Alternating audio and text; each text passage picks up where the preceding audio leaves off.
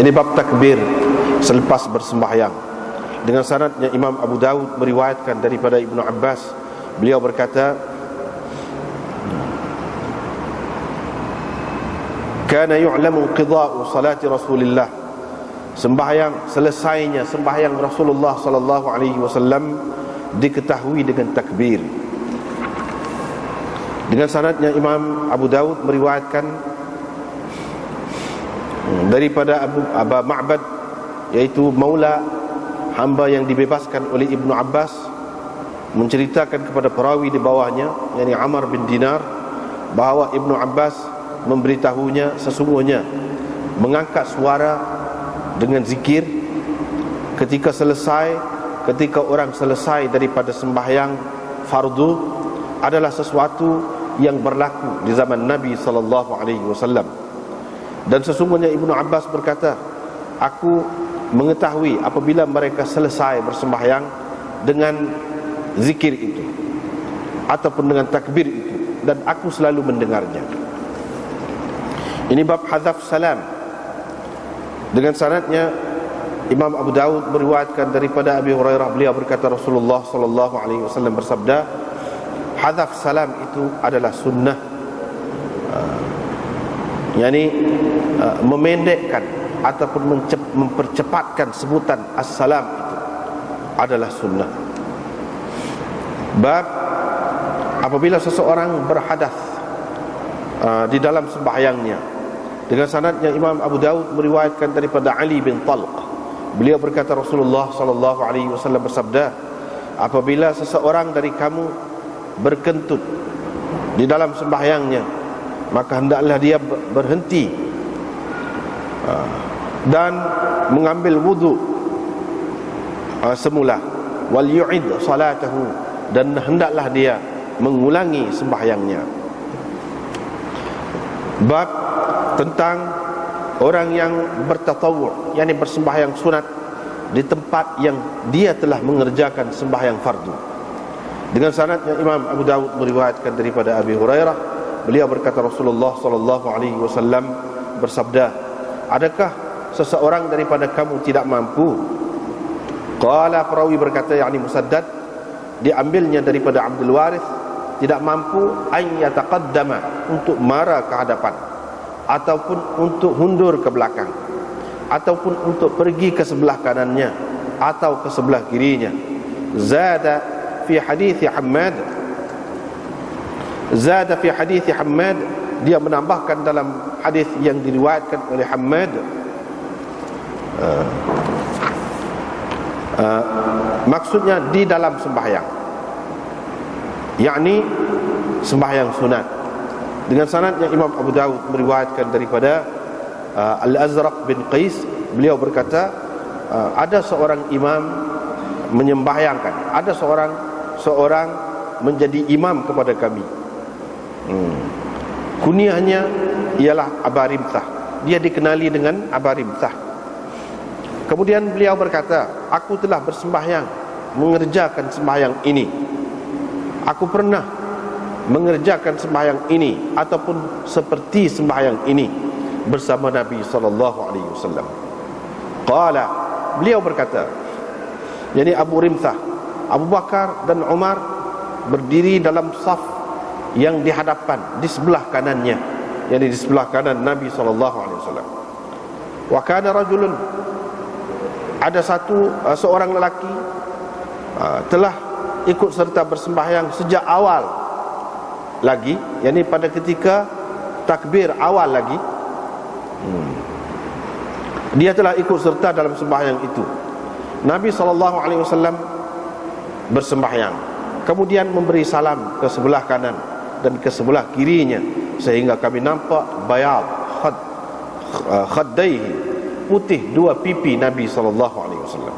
Thumman fatala kan fitali Abi Rimthah, kemudian dia terus berpaling, seperti berpalingnya Abi Rimthah.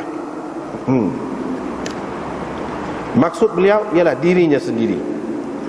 Tiba-tiba ada seorang lelaki yang sempat bersama Nabi SAW mengerjakan takbiratul ula, yakni takbiratul ihram lagi dengan Nabi SAW. Dia bangun untuk mengerjakan sembahyang sunat, yashfa'. Umar pun terus pergi menerkamnya, pergi terus dengan cepat kepadanya. Fa akhadha bimankibaihi, dan dia memegang kedua bahu orang itu dan menggoyang-goyangkannya. Kemudian dia berkata, duduk, kerana sesungguhnya ahlul kitab tidak binasa, melainkan kerana tidak ada di antara sembahyang-sembahyang mereka pemisah. Nabi SAW pun mengangkat pandangannya, lalu berkata, asaballahu bika ya ibn al-Khattab, engkau telah menepati kebenaran dengan kata-katamu itu, wahai Ibn al-Khattab.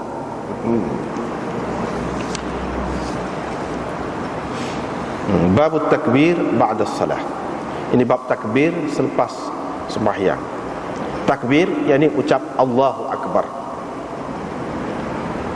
Hadis ini ada dalam Bukhari, dalam Muslim dan lain-lain lagi ada. Juga riwayat daripada Ibnu Abbas. Ibnu Abbas kata sembahyang Rasulullah diketahui dengan bunyi takbir. Orang takbir selepas sembahyang. Itu kalau bila orang takbir tu cailah, makna sembahyang tu selesai dah.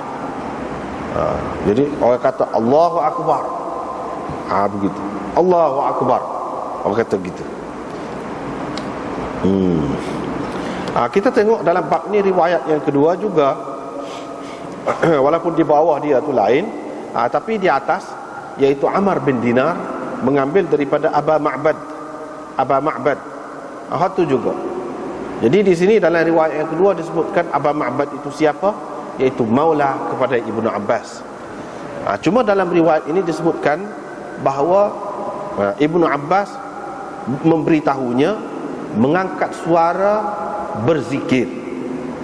Mana bukan takbir, rafa'a saut lidzikri. Adapun tadi takbir, yang ucapkan Allahu Akbar.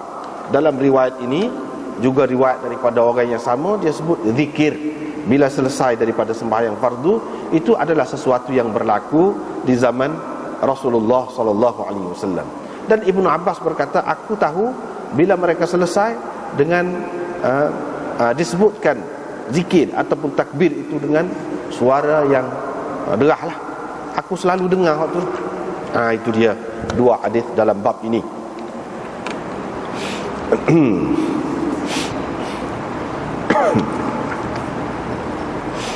Sebelum kita pergi lebih jauh, terlebih dahulu nak berbahas dari segi sanad dia ni. Sanad dia ni ada satu ilmu yang kita dapat dalam bab sanad ini, iaitu Amr bin Dinar. Dalam riwayat pertama dia sebut Amr saja, dia tak sebut bin itu. Dalam riwayat yang kedua Amr bin Dinar, Faktullah ialah Abi Ma'bad. Dalam riwayat yang pertama tak ada sebut Maula Ibn Abbas itu. Abi Ma'bad itulah juga. Jadi namanya Nafidh. Aba Ma'bad itu namanya Nafidh.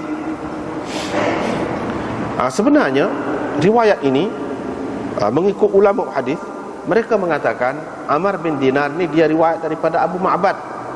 Lepas tu kemudian Abu Ma'bad dia menafikan.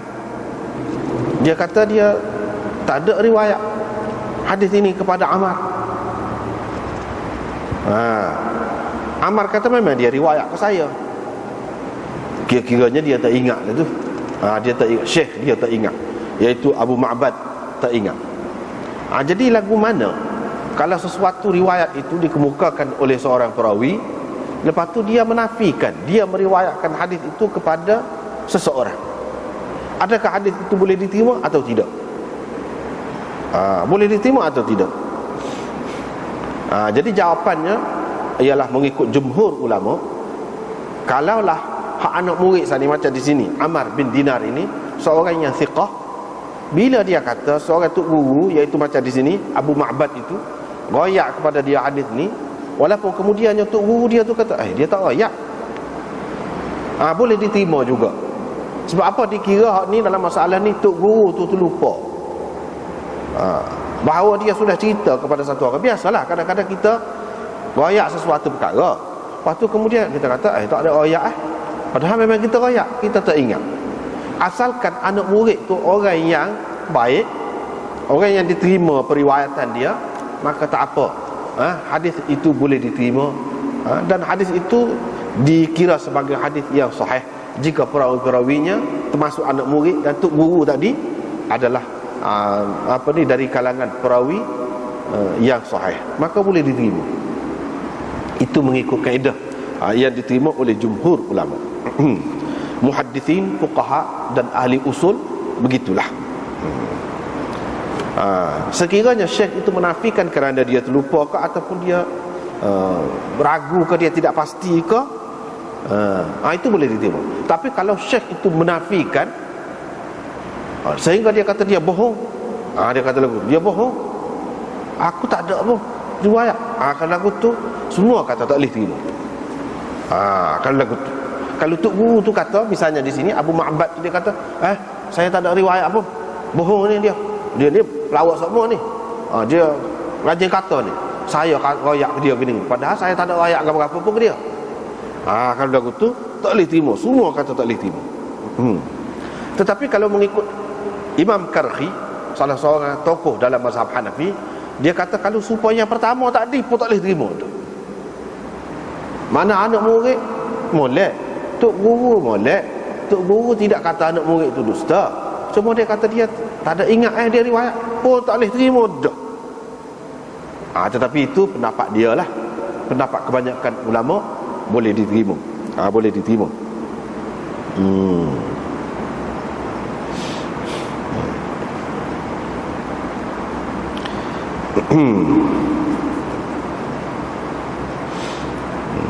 Tapi ada satu lagi kes, iaitu kalau tok guru kata dia tak ada riwayat, memang dia pasti tak ada riwayat pada orang ni, dia bohong ni. Dia kata bohong. Dia bohong, dia kata bohong ni.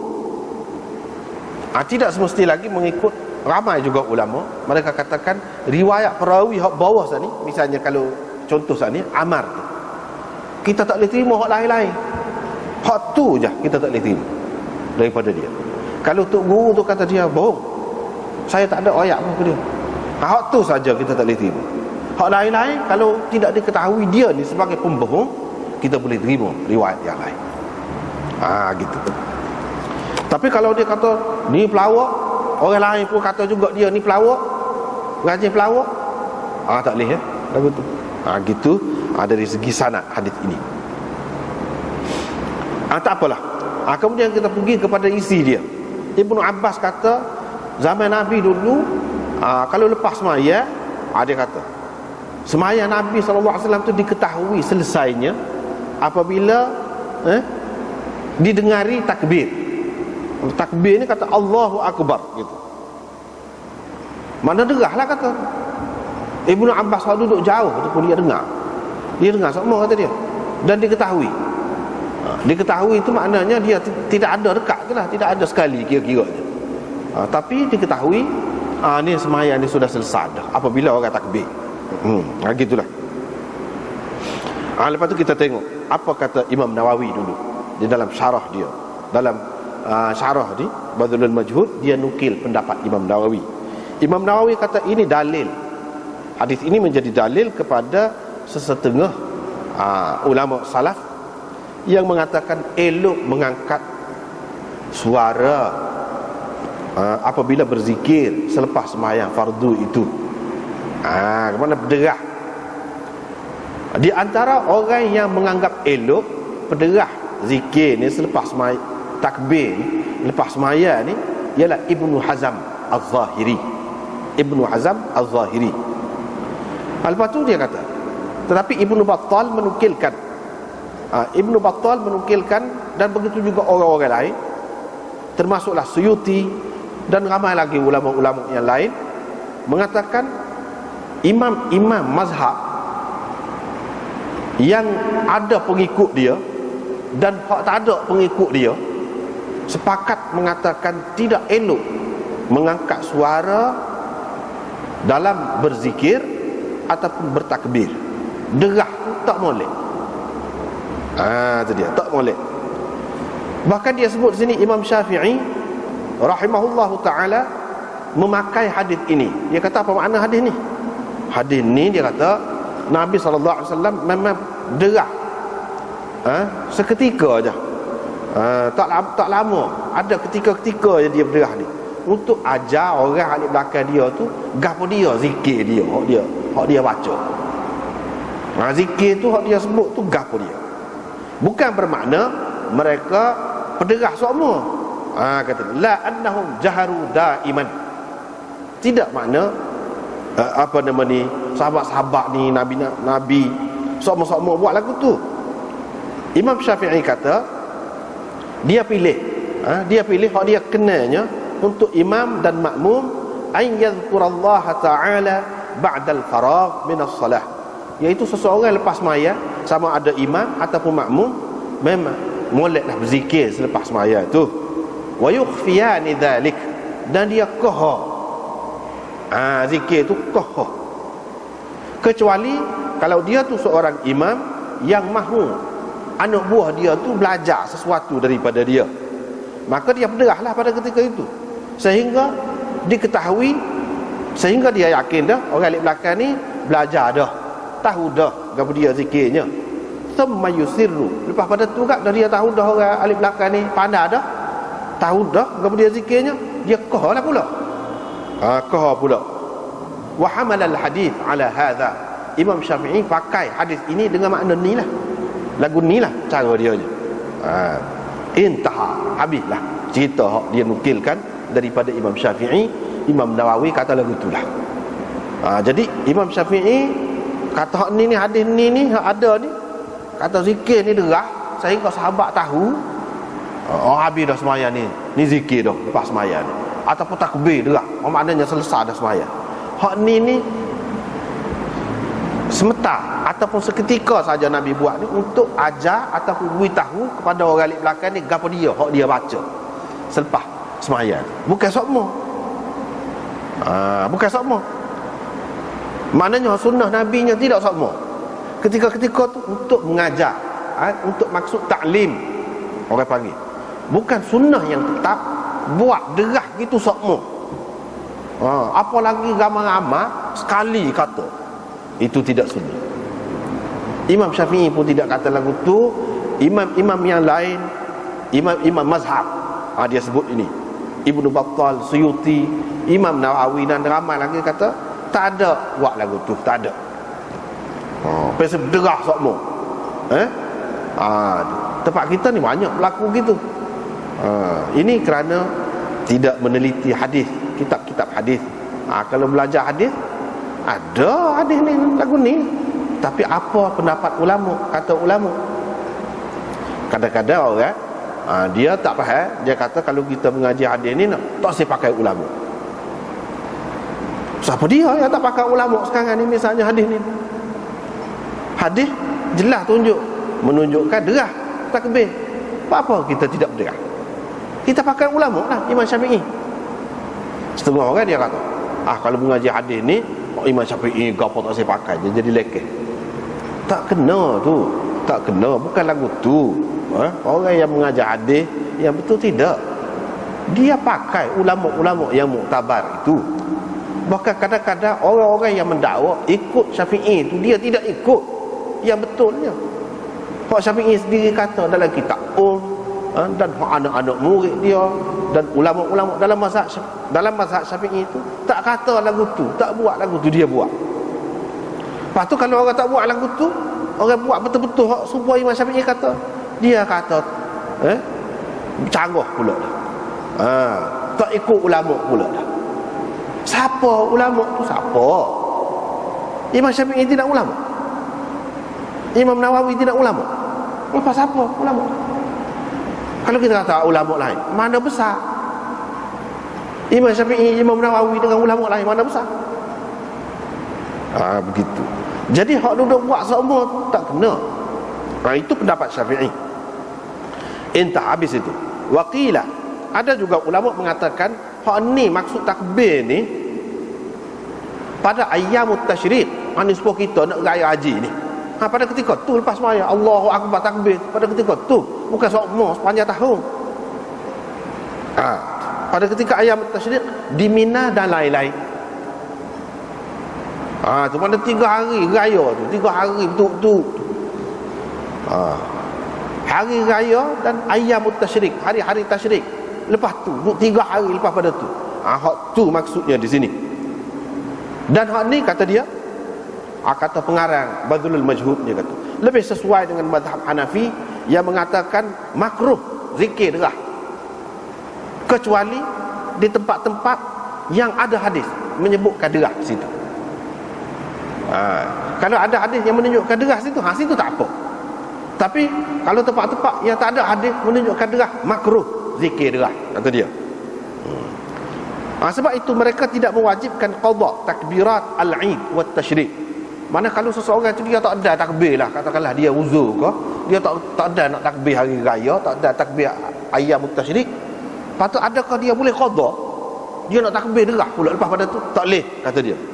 Sebab takbir hak derah ni pada masa tu saja. Itu yang disebutkan dalam kitab ni.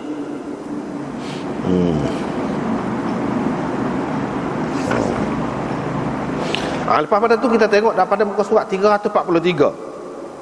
Qala ba'duhum, sebahagian ulama mengatakan, saya tidak pernah melihat seseorang pun pakai hak ni, hadis ni, lagu ni. Lepas sembahyang Allahu Akbar, tak ada siapa pun, kata dia, ulama yang pakai lagu ni, kecuali apa yang disebutkan oleh Ibnu Habib dalam kitab Al-Wadhihah, iaitu mereka menganggap elok takbir ini fil asakir wal bu'uth. Jadi pada ketika pergi perang, pasukan perang, pergi perang lepas sembahyang subuh dan isyak 3 kali semua, Allahu Akbar, Allahu Akbar, Allahu Akbar. Pada ketika tu, kata dia, ada takbir ni. Wa hadha qadimun min sya'nin nas. Dia kata hak ni memanglah daripada dulu lagi amalan gitu. Bila pergi perang, pasukan tentera, pasukan perang pergi, dia adalah ke tempat-tempat berimpun dia tu lepas subuh 3 kali, dia kata. Lepas maghrib dan lepas isya 3 kali, dia kata. Wa qala Malik muhdath. Imam Malik kata kalau takbir derah lagu ni tempat lain, bid'ah, kata dia. Muhdath itu maknanya bid'ah. Maknanya takbir tu tak molek kah? Sebab tu kita berapa kali yang kita tekan, sebelum ni pun berapa kali dah jumpa kalau lagu ni ana sebut. Sebab apa? Sebab orang kita ramai tak faham lagi. Dia kata dah benda tu molek, apanya? Dia tak faham konsep bid'ah tu, dia tidak faham. Jadi kalau lagu tu Imam Malik kata bid'ah ni tak betul lah dia, tak pandai lah dia. Kita kata dah takbir tu molek, kata takbir apa tak boleh takbir. Kalau apa lagi ada hadis ni ada ni, lepas semaya lepas tu takbir derah, apa Imam Malik kata bid'ah pula? Maknanya hak bid'ah ni kalau kata lagu tu semua tak kena tempat dia, tak kena kaifiat dia, cara dia. Orang takbir lagu tu derah tu ketika perang ataupun pada hari-hari ayyamut tasyrik, kita takbir pada ketika lain sokmo-sokmo derah. Tu bid'ah. Lagu tu bukan makna takbir tu sendiri, ucapan takbir tu bid'ah dak. Pak Nabi sallallahu alaihi wasallam kata lepas sembahyang 33 tasbih, 33 alhamdulillah tahmid dan 34 takbir, hak tu tidak bid'ah. Tapi hak tu derah kokoh.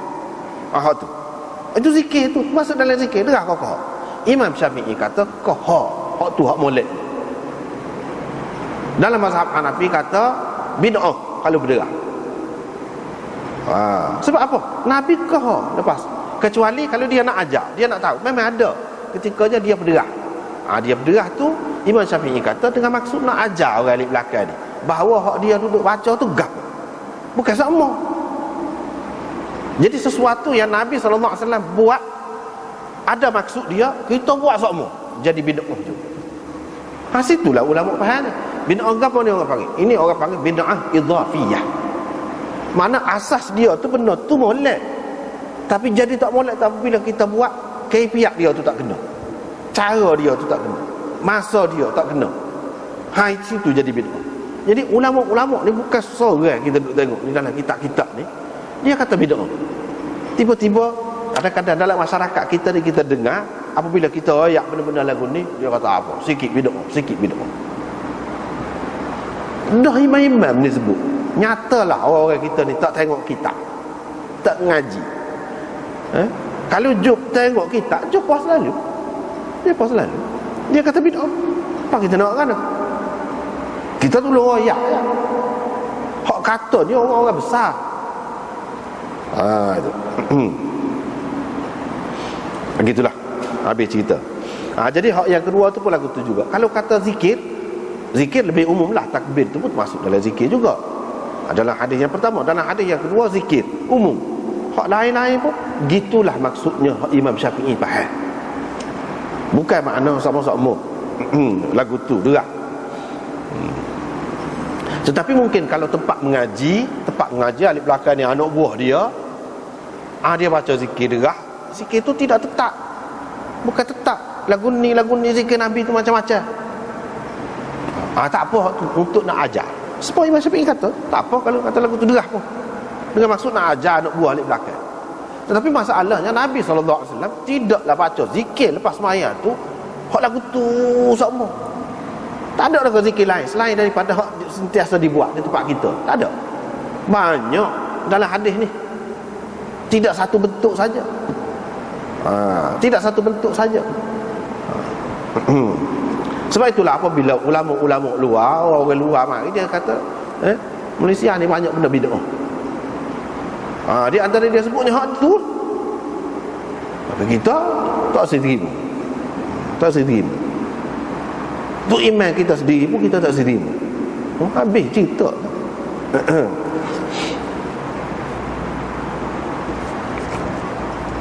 Habis. Kemudian bab seterusnya hadfis salam. Hadfis salam. Riwayat daripada Abi Hurairah, dia kata Rasulullah sallallahu alaihi wasallam bersabda, hadfus salami sunnah. Buang salam itu adalah sunnah. Apa makna buang salam ni sunnah? Apa makna buang salam ini sunnah? Dia ada beberapa pendapat. Satu pendapat iaitu pendapat Ibnul Mubarak. Dia kata jangan panjang sangat salam itu. Assalamualaikum. Jangan panjang lagu. Cepatlah. Assalamualaikum warahmatullahi gitu. Jangan panjang sangat. Itu maksud dia hadaf salam. Mana tidak memanjangkan salam itu adalah sunnah Nabi. Ada riwayat daripada Ibrahim An-Nakhai. Dia kata at-takbiru jazmun wassalamu jazmun. Takbir jazam, salam jazam. Jazam tu apa makna? Macam-macam pendapat ulama-ulama. Kata takbir jazam, salam pun jazam. Jadi maknanya Allahu Akbar, Allahu Akbar. Tutup iman. Jangan kata Allahu Akbaru. Kalau akbaru tu tidak jazam. Jazamnya akbar. Walaupun dari segi i'rabnya memanglah marfu'. Rafa'nya dengan dhammah. Tahu dah tu. Akbarulah kira-kiranya. Tapi adakah kita nak kata Allahu Akbaru? Dah. Allahu Akbar. Itu makna jazam. Jazam itu adalah mati akhir dia. Assalamualaikum warahmatullahi. Kita jangan kata Assalamualaikum warahmatullahi. Padahal Allah hi itu jadi mudhafun ilaih. Mudhafun ilaih bagi bawah lah. Ada. Baca tu jazam. Dari segi i'rabnya, dari segi nahunya memanglah bagi bawah. Tapi orang tak baca bagi bawah. Baca warahmatullah. Bukan warahmatullahi. Bukan. Itu kata dia. Itu yang kedua. Yang ketiga, at-takbiru jazmun wassalamu jazmun. Maknanya tidak panjang. Allah. Tidak lagu tu. Supaya ban tu memang dia hendak pergi panjang. Kalau nak takbir sembahyang ni tidak. Allahu Akbar. Jangan jadi seorang was-was tu. Jangan jadi orang was-was tu. Allah nak mari niat. Misalnya kita kata itu sama masalah. Yang keduanya jazam itu maknanya berhenti cepat. Akbar, jangan kata akbar. Jangan lagu tu. Jangan kata lagu tu. Sebab salah makna dia. Dari segi makna pun salah, hak maksud sini pun salah. Itu yang ketiga. Yang keempatnya, apa maknanya? Hadfus salami sunnah. Ni orang Hanafi pakai. Dia kata hadaf salam ni makna tak ada salam lah. Hadaf tu makna buang salam, itu pun sunnah Nabi juga. Mana ada ketikanya kalau kita nak berhenti sembahyang tanpa salam, akhir dia pun boleh juga. Dulu kita sudah jumpa ada hadis. Mana seseorang tu bila dia duduk tahiyat, kadang tasyahud, lepas tu katakanlah dia ketuk, dia pakai sudah dah sembahyang, tak ada salam, boleh juga. Itu pun sunnah juga. Mana sah juga sembahyang lagu tu. Tapi orang lain tak pakai gitulah, orang lain tak pakai gitu. Orang lain pakai dengan makna-makna tadi. Hak ni orang mazhab Hanafi yang pakai gitu. Tapi dia kata inilah hadaf salam. Hadaf salam tu makna buat salam, tak ada salam. Tak ada salam. Jadi pakai sudah gitu. Bila sudah tasyahud juga, asyhadu an la ilaha illallah wa asyhadu anna Muhammadan abduhu wa rasuluh. Tak ada selawat ke apa pun bagi mereka. Bagi Syafi'i tak boleh. Bagi mereka sekat tu je. Lepas tu dia ketuk kau, tidak ketuk kau, dia pakai sudah gitu. Dia niat sudah dah maya, bangun gigi sudah dah. Itu pun sunnah juga. Maksudnya Nabi ajar juga lagu tu. Mereka pegang ni. Jadi ada beberapa makna dia di situ. Tetapi hadis ini ulama ada macam-macam pendapat lah. Macam-macam pendapat. Duk mana? Iaitu Qurrah bin Abdurrahman itu. Kalau kita tengok Qurrah bin Abdurrahman bin Haywail Al-Ma'afiri Al-Basri. Nama dia yuqal, ada orang kata juga nama dia Yahya. Saduq lahu manakir. Dia ni perawi saduq, mana tidaklah kuat sangat, tapi boleh diterima. Tapi ada hadis-hadis dia ni banyak manakir, mungkar. Itu setakat dia disebutkan di sini. Imam Tirmizi juga mengemukakan hadis ini. Dia kata, Tirmizi kata hadis ini hasan sahih. Hasan sahih, Imam Tirmizi kata. Tetapi yang betulnya hadis ini tidak kemah. Tak kemah. Walaupun dari segi amalannya Imam Tirmizi kata lagu itulah dari segi amalnya. Tetapi kalau nak kira dari segi sanad ini tidak kemas. Sebab Imam Ahmad kata dia ni Qurrah bin Abdurrahman ni munkarul hadis jiddan. Seorang perawi yang mungkar sangat. Mungkar hadis. Munkarul hadis ni makna perawi yang dia tu sendiri tu adalah dhaif. Dan dia meriwayatkan hadis bercanggah dengan orang lain. Banyaklah lagu tu. Tidak mesti hadis ni, hadis lain. Dia banyak bercanggah dengan orang yang kuat. Ibnu Ma'in berkata dia ni dhaif.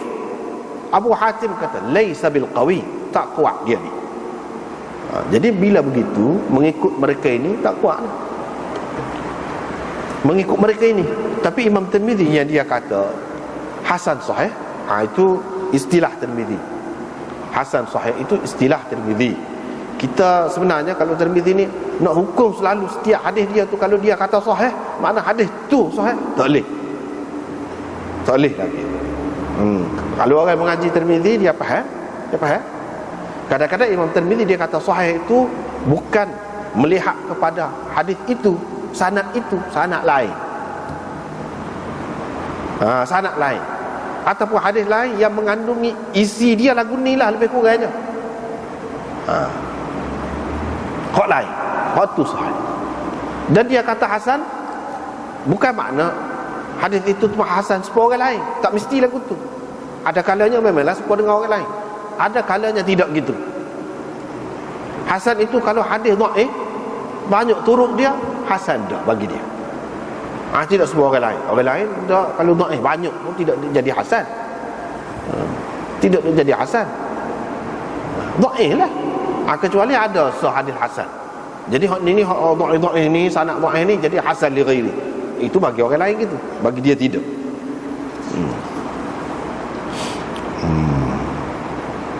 Kemudian ini hak dalam kitab ni. Sedangkan dalam nuskhah, setengah-setengah nuskhah dia ada lagi tambahan di sini. Dia kata qala Isa nahani Ibnul Mubarak an raf'i hadzal hadis. Ibnul Mubarak larang saya memarfu'kan hadis ini. Larang saya memarfu'kan hadis ini. Abu Daud berkata, saya telah mendengar Aba Umair Isa bin Yunus Al-Fakhuri Ar-Ramli berkata, bila Firyabi, yani Muhammad bin Yusuf Firyabi ini perawi atas daripada Imam Ahmad, bila dia balik daripada Mekah, dia meninggalkan, memarfu'kan hadis ini. Lepas pada tu kalau dia rayak hadis, dia tidak marfu'kan hadis ini lagi. Wa qala, dan dia kata nahahu Ahmad bin Hanbal an raf'ihi. Dan dia kata Imam Ahmad melarangnya daripada memarfu'kan hadis ini. Hak ni ibarat hak sani yang kita baca sani tertulis di hasyiah nuskhah al-maktubah tulis tangan, dan nuskhah mujtabaiyah, yang ini cetakan mujtabaiyah, cetakan Abu Daud di India, nama percetakan tu mujtabaiyah, ada hak lagu ni. Tapi kalau dalam nuskhah-nuskhah lain tak ada tambahan saat ni. Tambahan saat ni tak ada. Hak ada saat ni dalam nuskhah maktubah bertulis tangan dan dalam nuskhah mujtabaiyah. Tu cetakan mujtabaiyah ada hak lagu saat ni. Maknanya apa maknanya? Saat ni kan kalau kita baca saat ni, dalam hadis ni, an Abi Hurairah qala Rasulullah sallallahu alaihi wasallam. Itu orang panggil hadis marfu'. Bila sahabat kata qala Rasulullah sallallahu alaihi wasallam, maknanya hadis itu hadis marfu'.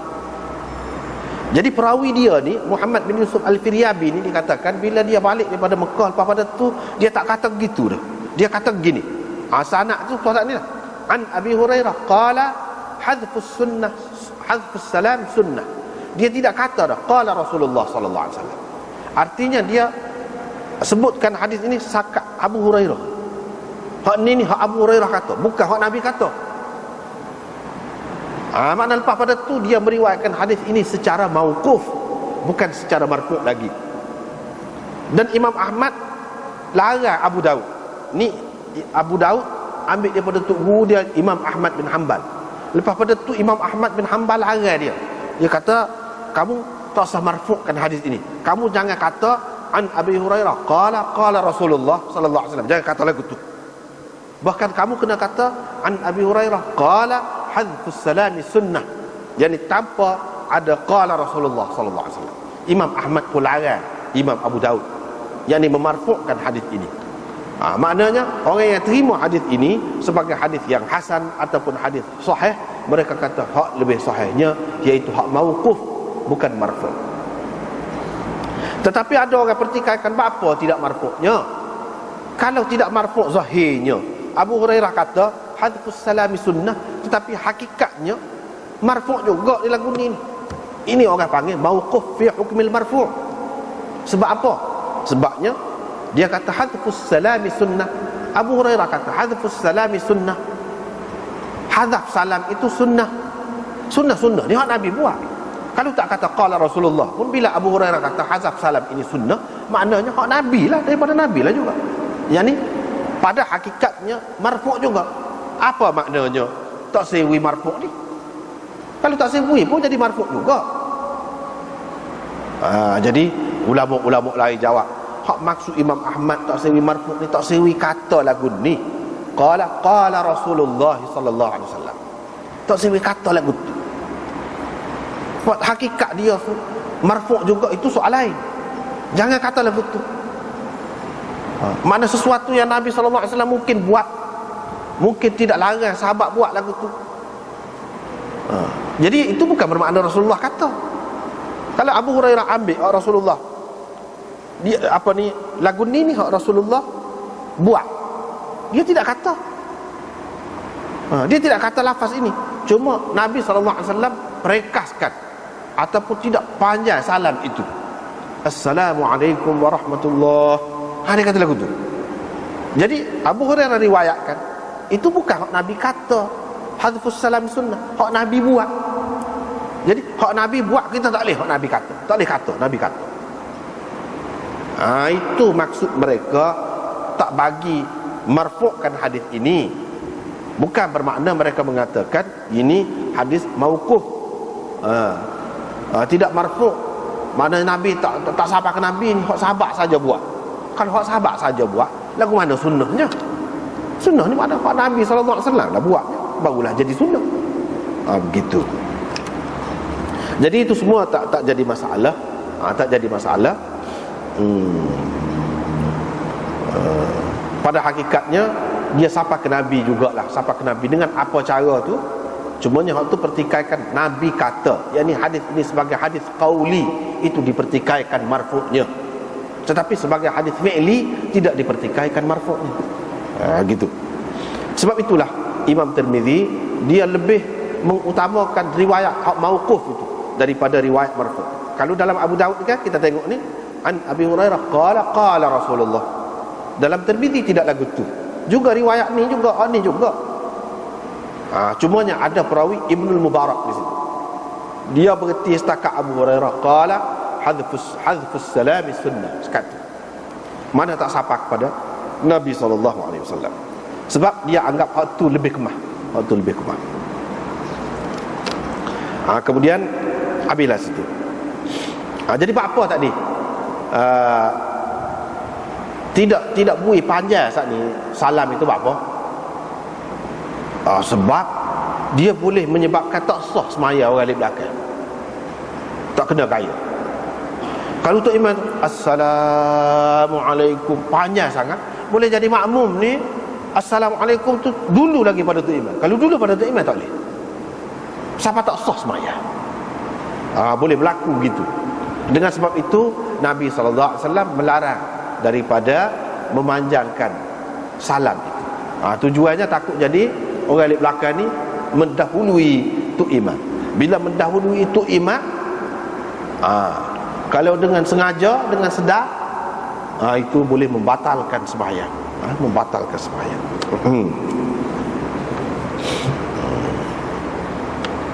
Habislah situ.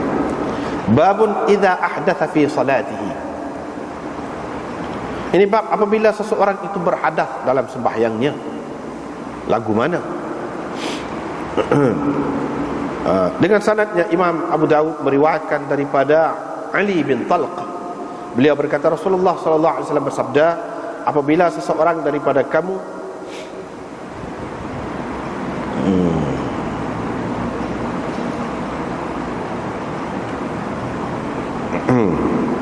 apabila seseorang daripada kamu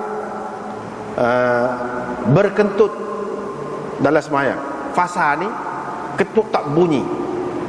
Ketut tak bunyi. Kalau bunyi tu orang panggil dharata, dura. Ketut tak bunyi. Kalau hak tak bunyi tu fasa. Ketut tak bunyi. Gitu. Dalam sembahyang maka hendaklah dia berhenti bersembahyang dan ambil air sembahyang. Lepas pada tu sembahyang semula. Sembahyang semula. Gitulah. Sebenarnya hadis ini dengan sanad ini juga Imam Abu Daud sudah buat mari dah dulu. Kalau nak kiranya dari segi sanad pula, hadis pun hadis pula, jadi bulan lah. Bulan. Tetapi boleh jadi Imam Abu Daud ada maksud dia sendiri. Ya dia buat mari pula ni. Dulu di dalam Kitabut Taharah, di dalam Kitabut Taharah mari dah, iaitu babun fi man yuhdithu fi shalah. Dalam Kitabut Taharah ada dah tentang orang yang berhadas dalam sembahyang.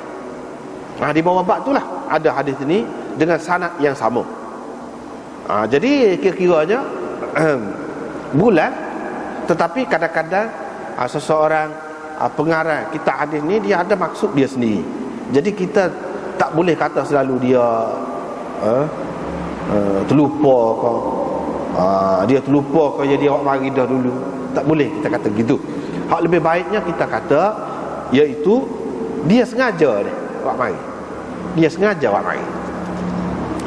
Sana dalam bab taharah, maknanya sudah batal dalam air sembahyang. Dalam keadaan tu kalau dalam sembahyang bila kita ni berhadas, jadi dia buat ni berhadas. Sedangkan hadis ni ketut. Hadas itu umum. Jadi Imam Abu Daud dia faham ketut ni makna sesuatu yang membatalkan sembahyang. Jadi tidak khusus dengan ketut saja. Hak lain-lain pun lagu tu juga. Jadi itu berkait dengan bab suci. Jadi batal lah air semaya. Sebab tu dia mari dalam bab taharah, bab suci dulu. Sini hak batal semaya ni bila ketika dalam semaya.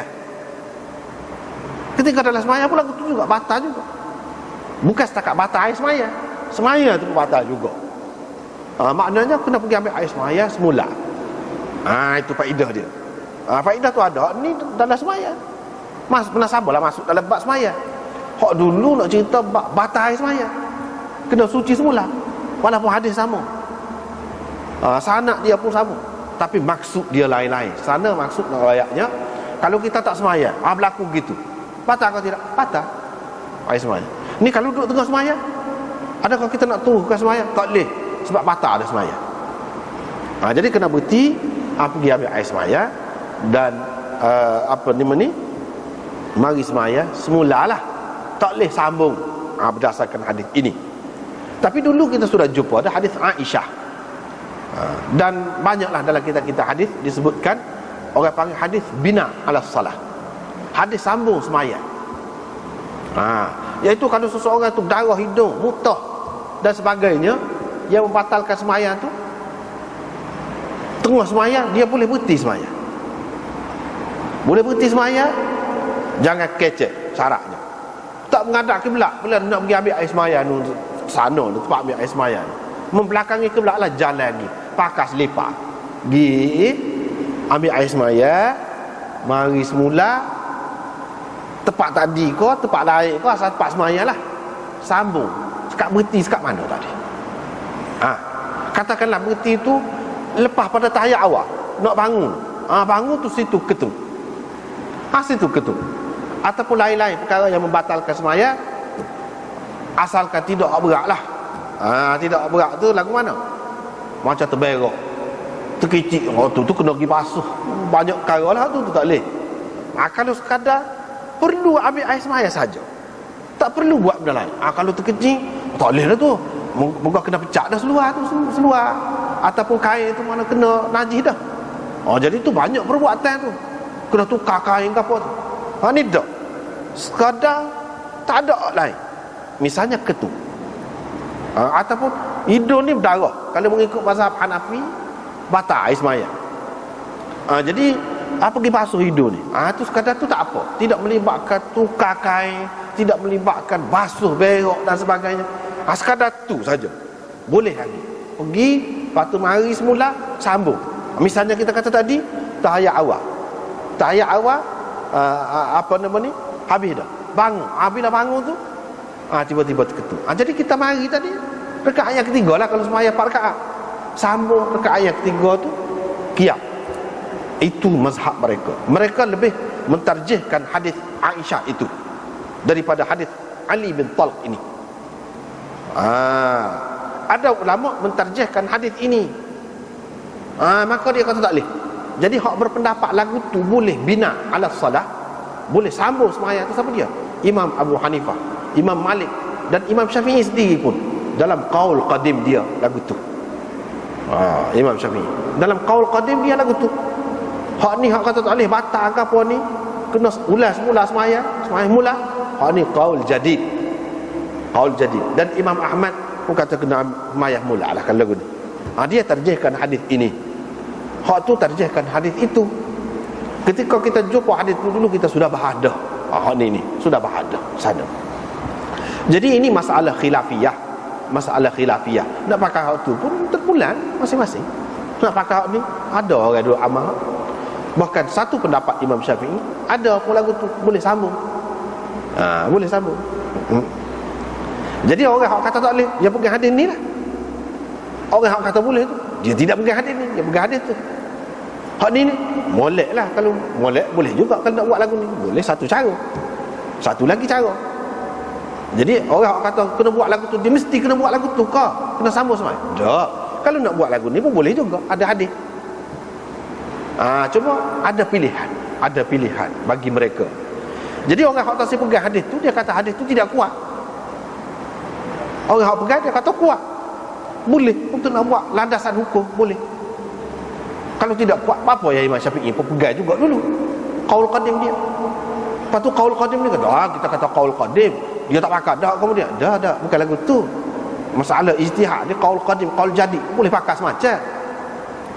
Sebab dia qaul ni pendapat mujtahid ini dia bukan buat istana pasir pun budak-budak main tepi patah tu. Mana dengan ijtihad dia tu, bila dia bagi pendapat tu dia ada dalil dah cara dia. Dia tidak bagi pendapat sembarangan, sewenang-wenang. Dah, dia ada dalil dah.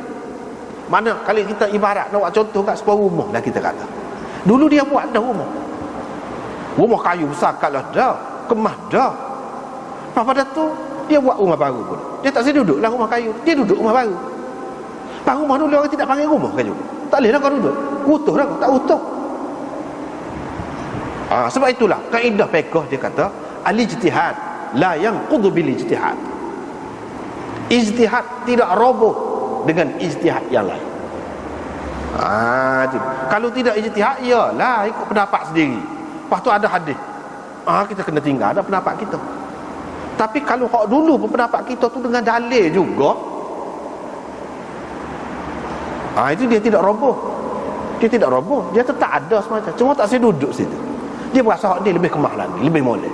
Nak duduk sini. Tapi hak dulu tu utuh dah kau. Dengan sebab ni dah tidak utuh. Kecuali kalau dia kata hak dulu saya bertaubat, saya tarik balik, saya salah. Kecuali dia kata gitu. Gak hak orang panggil qaul qadim ni dia tidak kata lagu tu. Imam Syafi'i tak kata lagu tu saya salah, saya dulu silap. Dia tak kata lagu tu. Dengan sebab itu ulama-ulama mengatakan boleh nak pakai qaul qadim tu.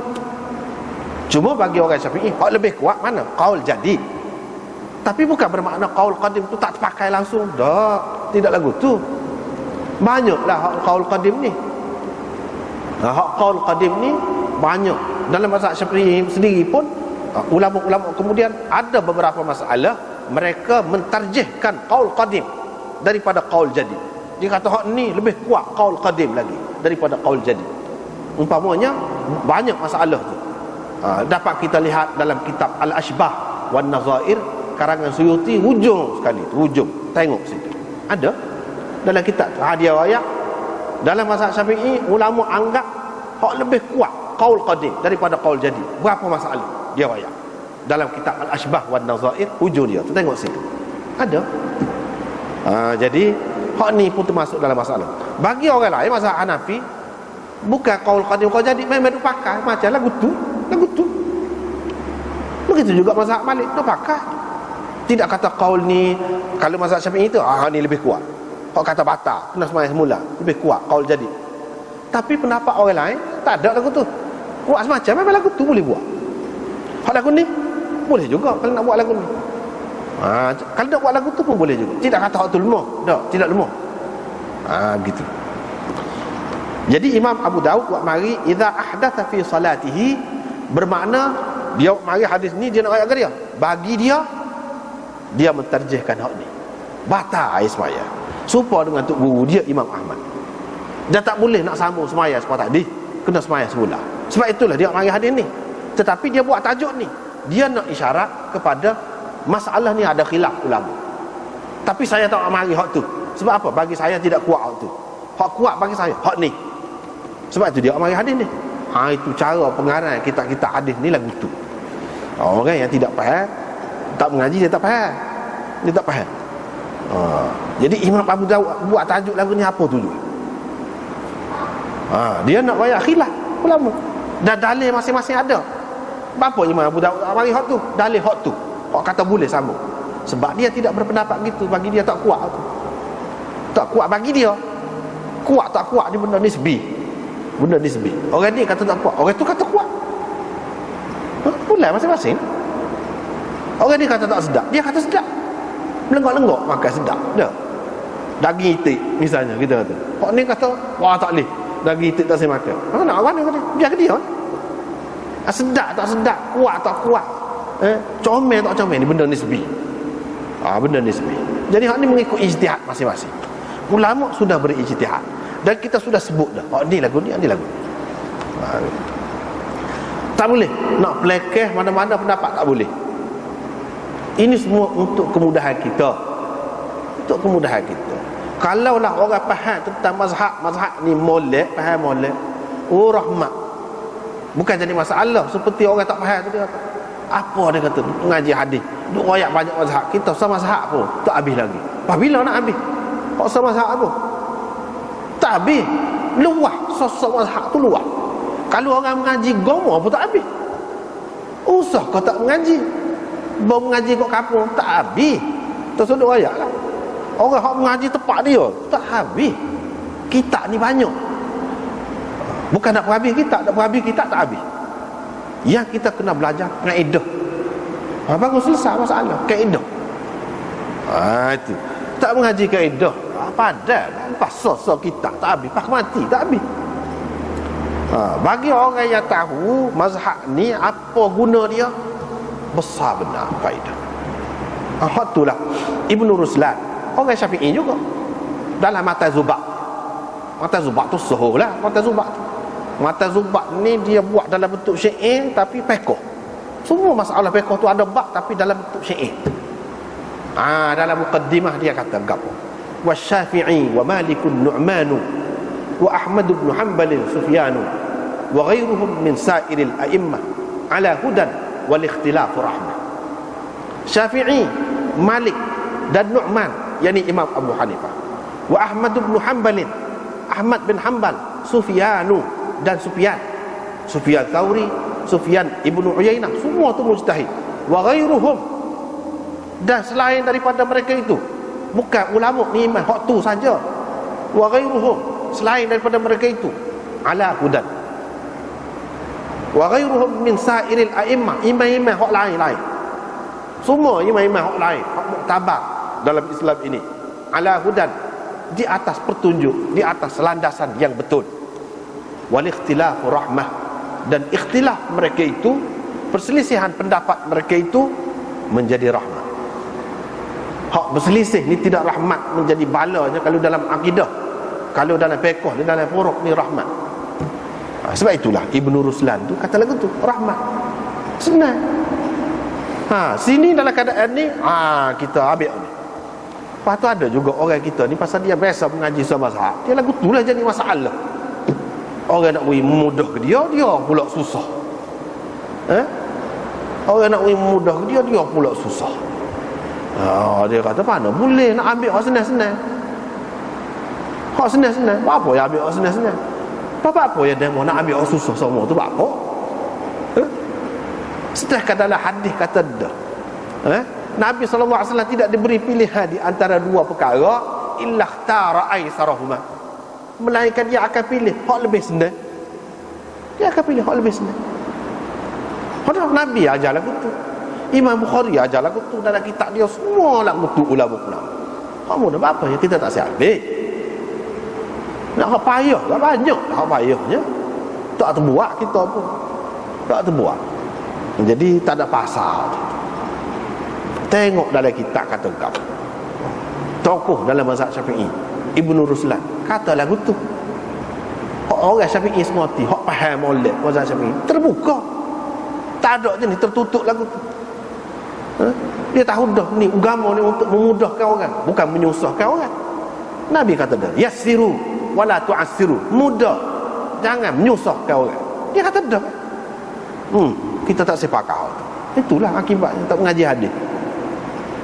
Itulah. Nampaknya sekat tu lah. Sebab ni panjang juga. Kita berhenti sekat tu lah. Wallahu a'lam.